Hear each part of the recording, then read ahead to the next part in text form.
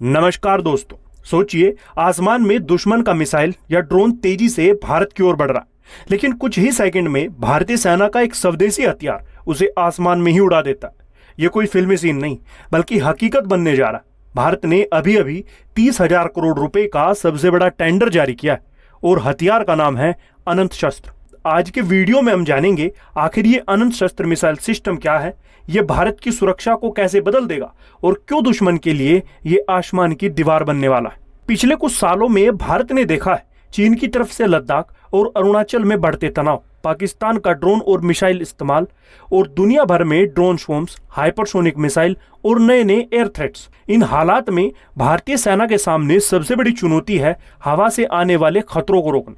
इसलिए सेना ने एक मेगा प्लान शुरू किया है, एक ऐसी मिसाइल डिफेंस शील्ड तैयार करने का जो दुश्मन के हर एयर थ्रेट को रोक सके। और इसी कड़ी में आया है अनंत शस्त्र। अनंत शस्त्र सिर्फ एक मिसाइल नहीं, बल्कि एक पूरा इंटीग्रेटेड एयर डिफेंस सिस्टम है।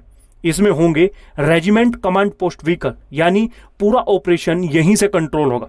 बैटरी मल्टी फंक्शन रडार जो एक साथ दर्जनों टारगेट्स को ट्रैक कर सके। बैटरी सर्विलेंस रडार, दुश्मन को 150 से 200 किलोमीटर दूर से ही पकड़ने की ताकत। बैटरी कमांड पोस्ट व्हीकल, हर बैटरी को नेटवर्क से जोड़ने वाला दिमाग। और सबसे अहम, लॉन्चर, जिनसे मिसाइल दागी जाएगी। यह सिस्टम दुश्मन के fighter jets, attack helicopters, cruise missiles और यहां तक कि ड्रोन्स को भी इंटरसेप्ट कर सकता है। इसका मतलब यह है कि भारत के ऊपर एक मल्टी लेयर्ड सुरक्षा कवच तैयार हो रहा है।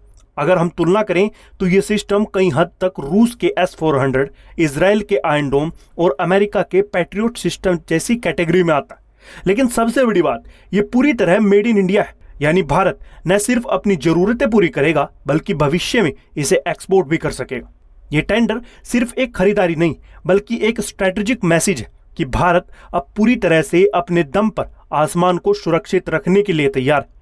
चीन के मिसाइल प्रोग्राम्स और पाकिस्तान के ड्रोन हमलों के बीच अनंत शस्त्र भारत का जवाब है।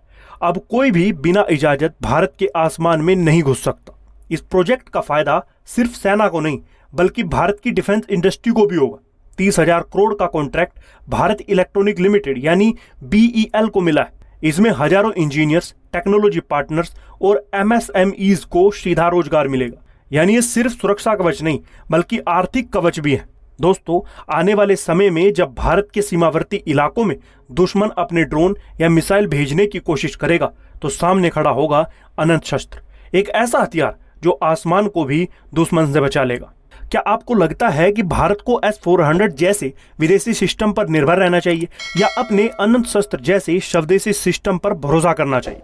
अपनी राय जरूर बताइएगा।